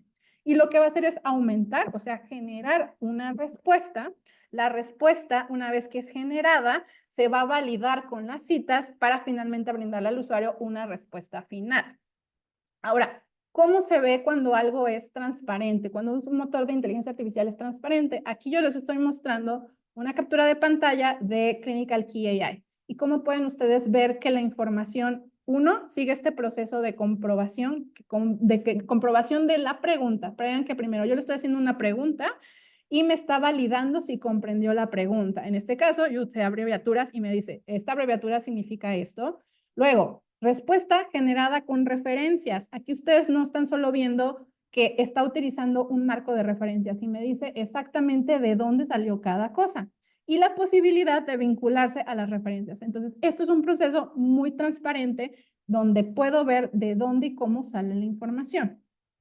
Ahora, algunas predicciones relacionadas a este uso de la inteligencia artificial en salud. Predicción número 1, la generación de los contenidos nunca va a volver a ser la misma. Ya vimos que ya ha tomado un gran terreno la inteligencia artificial generativa en estos últimos años. Nada más para que tengan contexto, desde la introducción en noviembre de 2022, que les dije que tenía ChatGPT, se han lanzado al menos otros 5 modelos públicos de lenguaje grande. Y ya para febrero ya había alcanzado los 100 millones de usuarios ChatGPT. Entonces, no va a haber no va a haber vuelta atrás. Esto se va a volver una herramienta de uso tanto en medicina como en todas las áreas probablemente. Predicción número 2. El uso de las herramientas de inteligencia artificial generativa se va a volver el estándar de cuidado. Y no solamente lo pienso yo, ya vieron que también lo piensa el presidente de la AMA. Y no solamente se va a volver algo deseable, sino un requisito para poder tener toma de decisiones con seguridad al paciente basada en evidencia. ¿Por qué lo pienso? Porque ya no solamente tenemos estos motores públicos que se alimentan de información pública de salud, sino que todas las casas editoriales prácticamente están desarrollando los motores generadores, pero con información, digamos, curada por editorial, ¿no? Entonces, aquí yo les pongo un estatus de cuáles son probablemente los que se encuentran, probablemente ya haya más, pero los más comunes que podemos encontrar, ¿no? Hay muchísimos públicos ya, muchos de ellos ya hasta se encuentran a un clic en su celular, y también recuerden que hay específicamente los que están curados para el área de salud, como por ejemplo, Clinical Key, DNA AI, Glass Health Pathway, ¿no? Entonces, estos usualmente sí necesitamos algún tipo de adquisición. Estos usualmente no son gratuitos al 100% o tienen alguna limitación. Sin embargo, mi consejo número 1 es hagan un escenario en salud y prueben la diferencia entre ambos. Cómo da una respuesta un chatbot público versus uno que está enfocado en salud. Y la predicción número 3. El acceso equitativo a estos productos va a resolver algunos de los problemas actuales de salud. Por ejemplo, uno de los problemas con los que estamos lidiando desde hace ya bastante tiempo es la velocidad en la que se publica información nueva en el área de salud. Entonces, tener estas herramientas que hacen una síntesis por nosotros va a ser de gran ayuda para disminuir los tiempos de búsqueda, los tiempos de localización y pues en vez de estar gastando tiempo en estas tareas meniales, que lo podamos verdaderamente dirigir a atender a los pacientes y de esta manera disminuir también nuestro burnout. Ahora, ya vinieron ustedes a esta introducción a todos estos conceptos nuevos e interesantes alrededor de inteligencia artificial. ¿Qué les recomiendo para que continúen su viaje de conocimiento en la inteligencia artificial? Recomendación número 1. Si bien ya hablamos del concepto de black box en tecnología, también es importante que nos quitemos la black box de la ignorancia. ¿A qué me refiero? No lo utilizo porque no sé qué es y no sé cómo funciona. Aquí pueden ver que en el Sevilla en realidad hicimos una encuesta hace unos cuantos meses que les preguntaban a los clínicos razones para no utilizar los productos de inteligencia artificial. Y quiero que vean la número 1. no he tenido tiempo para investigar, experimentar de estas herramientas. Entonces, como pueden ver, ya no es algo opcional, y esto es algo que probablemente se va a ir incorporando en los currículos académicos de las universidades. A nosotros como graduados nos tocará actualizarnos un poco de manera más empírica, pero hay ya muchos puntos de partida donde pueden seguir leyendo. Por ejemplo, si ustedes pertenecen a alguna especialidad en concreto, hay ya muchísimos artículos publicados de avances de inteligencia artificial por área. Por ejemplo, en revistas o libros, por ejemplo, yo me encontré que el Brownwell ya tiene un capítulo específico de inteligencia artificial en Cardi. También hay cursos en línea enfocados en conceptos generales de inteligencia artificial y enfocados en salud. Aquí yo les dejo 2 recomendaciones. Ahora, la otra recomendación, utiliza la herramienta correcta para el trabajo correcto. Es importante, y aquí siempre, o sea, no nos vamos a poner a acabar con un tenedor. Cada motor y cada producto tiene su razón de ser y sus casos de uso. Si bien acabamos de ver que muchas veces por tener tanta información se pueden utilizar para otra cosa, es importante que nosotros tengamos bien sentada la base y cuál es el objetivo principal de ese producto. Es importante que cada vez que vayamos a utilizar una herramienta de inteligencia artificial, tengamos claros estos siguientes aspectos. 1, ¿cuáles fueron los datos de entrenamiento que se utilizaron para generar este modelo? 2, ¿cómo se realizan las actualizaciones? Por ejemplo, en ChatGPT, las actualizaciones, el motor público es la versión GPT-3, sin embargo, si ya uno quiere las versiones que han mejorado, pues ahí ya tendrían uno que pagar, ¿no? ¿Lo hace automáticamente o hay algún humano que hace alguna revisión de retroalimentación? ¿Cómo corrige los errores? Muy relacionado a este tema anterior. ¿Cuáles son sus casos de uso? No vamos a utilizar un generador de imágenes para contestar una pregunta clínica. Y también, ¿cómo se hace la protección y el uso de datos personales? Ahora, ¿dónde van a poder localizar esta información antes de que pasemos? Aquí va a depender y va a variar mucho del motor de inteligencia artificial que estén utilizando.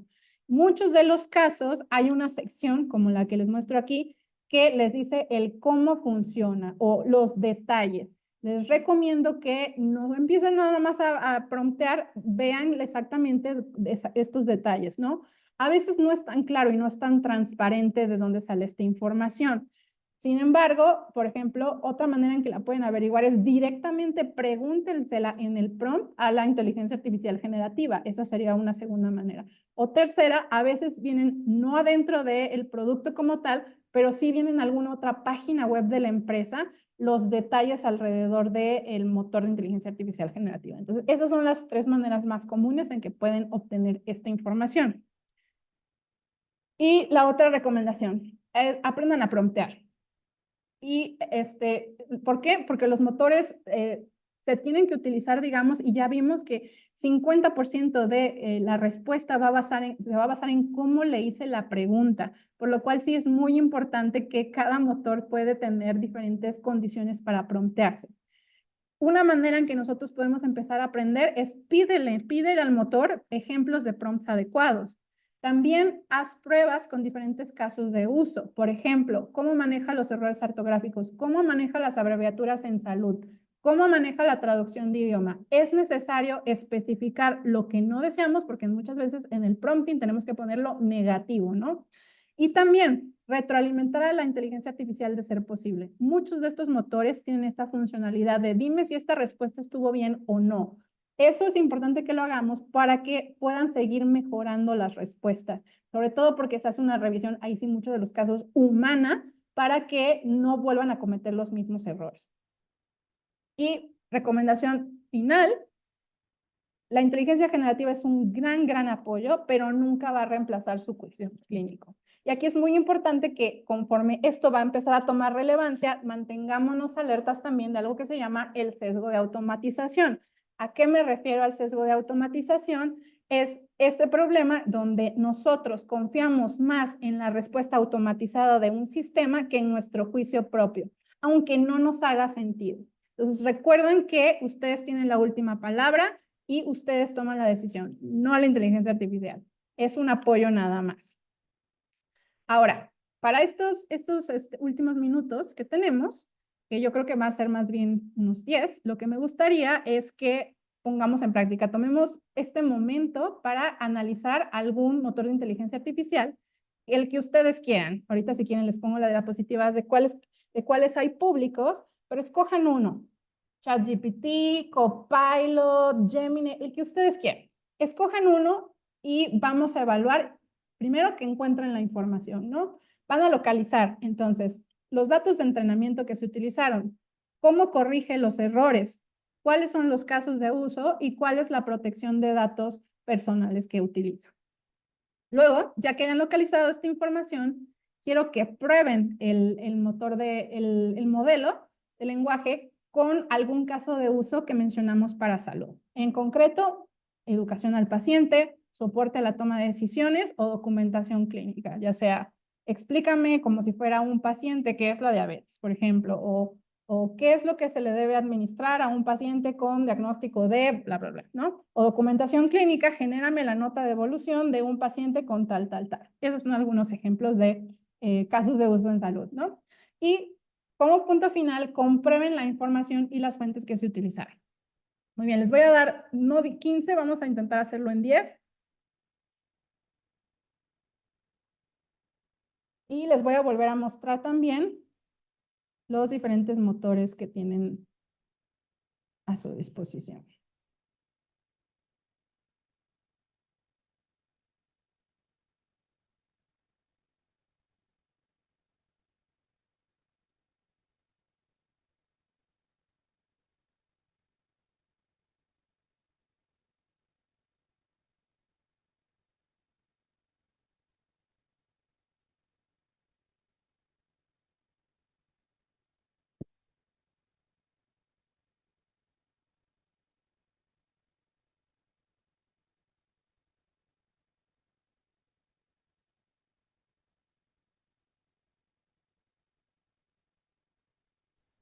Mer, nos piden que si por favor podemos mostrar las instrucciones de este ejercicio. Sí, claro que sí, Por me favor. regreso a eso.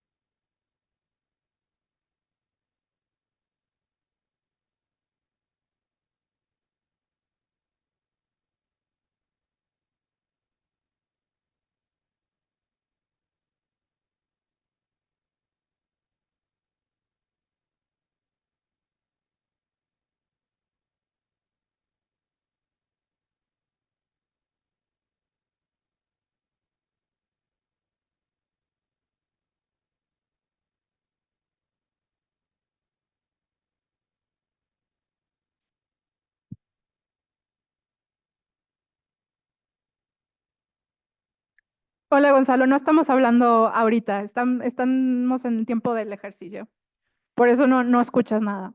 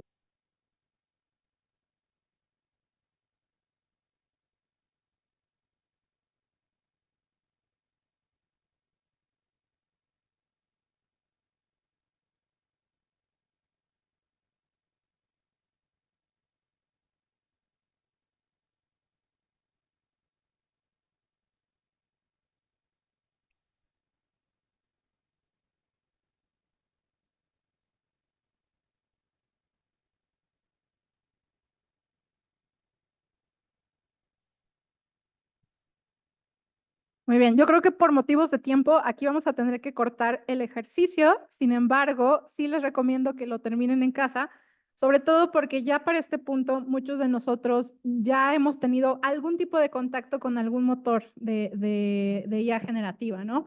Pero muy probablemente no se hayan puesto a pensar estos detalles. Entonces, para poder utilizarlo específicamente en el área de salud, y como nosotros verdaderamente sí tenemos vidas en juego, pues sí es importante que sepamos estas características, ¿no? Ahora, les voy a mostrar nada más brevemente el ejemplo que yo hice, que fue con ChatGPT. Con ChatGPT, perdónenme, no, con Copilot. ¿Por qué lo hice con Copilot? Porque yo utilizo Copilot todos los días, lo uso demasiado. Entonces, me dediqué a hacer exactamente esta información y me encontré con sorpresas, sinceramente. Los datos de entrenamiento, aquí encontré que era bastante transparente. La información tenía un botón de información, tenía una página completa de preguntas más frecuentes donde encontré prácticamente toda la información. Número uno, nos confirma, por ejemplo, que usa datos públicos, ¿no? Que están colectados a través de estos universos que utilizan de datos para precisamente entrenar a las máquinas en Machine Learning y también de búsquedas en la web, ¿no? Entonces, es información en la web, por lo cual los datos de entrenamiento son datos de tercero, por lo cual tampoco pueden garantizar que la información que extraiga el motor va a ser correcta si la información está incorrecta en el tercero. ¿Cómo corrige los errores? Aquí hacen de dos maneras, utilizan el feedback y también ellos utilizan tanto el review humano como el automatizado. Casos de uso, aquí nos menciona algunos, crear borradores, mejorar, por ejemplo, algún texto, generar imágenes, generar banners o hasta generar presentaciones de PowerPoint. Y en cuanto a la protección de datos, este fue el que probablemente más me sorprendió, porque si bien aquí es bastante claro con que sí pueden utilizar, por ejemplo, si nosotros hacemos un comando por voz, lo va a guardar y lo va a poder utilizar, ¿no? Para mejorar. También todos tus chats, todas tus preguntas se van a guardar por 18 meses, ¿no? También nos hace el hincapié de que la información solamente está disponible a través de nuestra cuenta. Sin embargo, también una cosa muy importante que nos debemos preguntar es si esto se va a utilizar para seguir alimentando y entrenando a la inteligencia artificial. En el caso de ellos nos dicen que hasta el momento no, pero muy próximamente van a empezar a utilizar los datos de consumidor para entrenar a la inteligencia artificial. Entonces, descubrí cosas que no sabía. Ahora, voy a compartirles un poquito la pregunta que yo decidí hacerle a la inteligencia artificial, a Copilot. Y yo decidí hacerla una pregunta sobre toma de decisiones, ¿no? Y le puse un caso clínico complejo. Le puse un caso de un masculino de 3 días de vida en la UCI con hipoglucemia neonatal. Le puse detalles de peso, le puse detalles de la vía que nació, la exploración física, le puse la sospecha diagnóstica y le puse que ya se encontraba con este tratamiento y con una glucosa de 65 y que sí estaba recomendado agregar ocreotida. Entonces, la respuesta que me dio fue esta. Una respuesta que, pues, si bien es muy general, ¿no? O sea, el manejo de la hipoglucemia con sospecha puede ser complejo, el ocreótido pues se puede utilizar en algunos casos, dado que este paciente está recibiendo, es crucial evaluar, pero no te dice sí, no, esto es recomendado, no. Y como notarán, si bien una de las características de Copilot es que usualmente genera las citas y las referencias, en este caso no lo hizo. Por lo cual le pregunté de seguimiento, ¿qué referencias utilizaste para generar esta respuesta? Y no me dio una referencia puntual. Me dijo, usé mi vaso de conocimientos generales y prácticas clínicas comunes. Por lo cual, esta respuesta es bastante caja negra, ¿no? Y no muy específica. En este contexto, yo diría, pues para casos muy complejos de preguntas de decisión clínica, pues yo no sé si me animaría a usar Copilot. Pero bueno, los invito a hacer este ejercicio de terminar de analizar. Utilicen los diferentes casos de salud que vimos y vean cómo les va a los diferentes motores de uso. También otra práctica que les sugiero que hagan en el motor que les gusta utilizar es intentar hacer que alucine. ¿Por qué? Porque cada vez se han vuelto mejores en evitar estas áreas de problemas. Por ejemplo, antes se podía, por ejemplo, probar muy bien los motores preguntándole qué es el síndrome de Lollipop, porque es un síndrome inventado.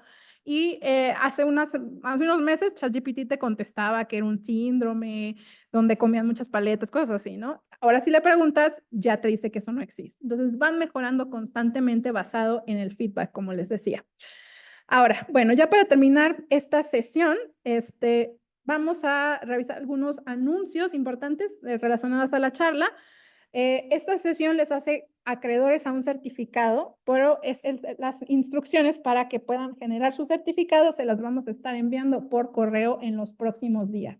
Entonces, estén pendientes de ese correo de seguimiento y ojo, no les voy a enviar el certificado, se envían las instrucciones para que ustedes lo puedan descargar de nuestra plataforma de Research Academy. Número 2, la sesión quedó grabada y se va a poder visualizar en YouTube, en nuestro canal Elsevier Salud, una vez que ya esté editada y lista. Y también les solicito también en este momento que nos ayuden con su opinión acerca de esta clase. Es muy importante para nosotros ver si estas actividades son de valor para ustedes, si les ayudó. Aquí les pongo en QR, también les voy a poner en el chat el enlace. No me deja salir. Por favor, ayúdenos con su opinión. No les toma 2 minutos, es una encuesta muy cortita sobre qué les pareció esta charla. Y también vamos a tener, esta es la primera charla que vamos a tener relacionadas a inteligencia artificial este mes.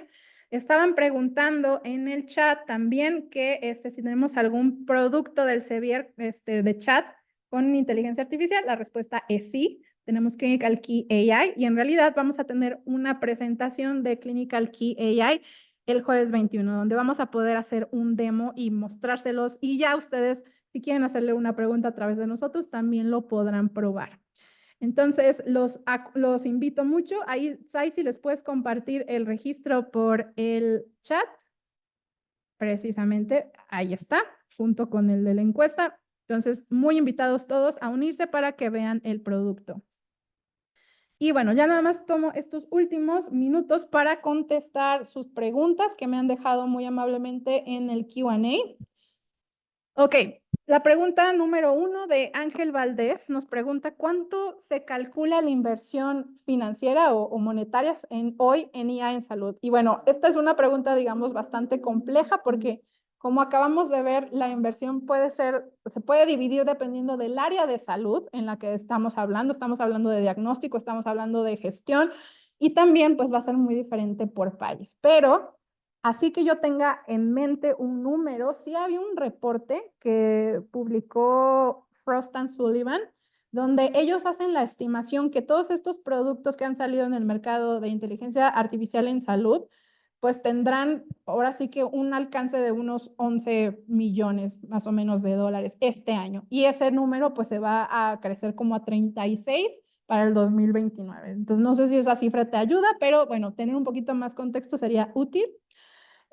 La segunda pregunta, en tu experiencia existe un proceso de digitalización de la salud y seguridad laboral en las empresas o industrias. Mira, Alfonso Sánchez, es una pregunta muy interesante. Sin embargo, te voy a ser muy sincera, no tengo mucha experiencia para empresas o industrias que son afuera del área de salud. Lo que te puedo decir a nivel de Latinoamérica y en la industria específicamente médica y hospitalaria es que el proceso no es uniforme y no es que esté regularizado o que haya alguna guía de cómo debería suceder a nivel de una institución la digitalización, sino que han sido esfuerzos, digamos, muy localizados por instituciones que se han tomado esto como prioridad y que han destacado en el área y que ya ahora sí que nos pueden compartir sus experiencias. Sin embargo, así que yo tenga presente algo estandarizado de cómo debe ser la digitalización en salud y seguridad, hasta donde yo sé, no existe. Y bueno, ya la última pregunta, ya la contestamos. Sí, Clinical QI, los vemos el jueves para que vean cómo funciona.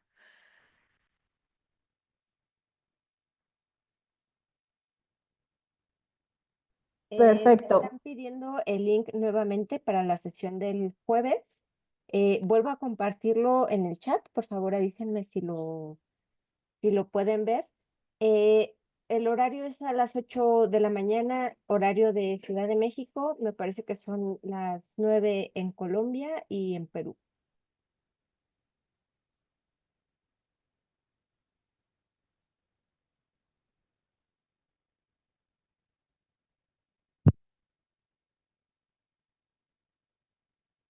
Perfecto, pues ya no veo más preguntas en el Q&A. Muchas gracias a todos por su asistencia. Aquí les reitero, por favor, contéstenos la encuesta para ver si esto les fue de utilidad y si quieren seguir teniendo este tipo de actividades. Y pues los vemos el próximo jueves para ver la demostración.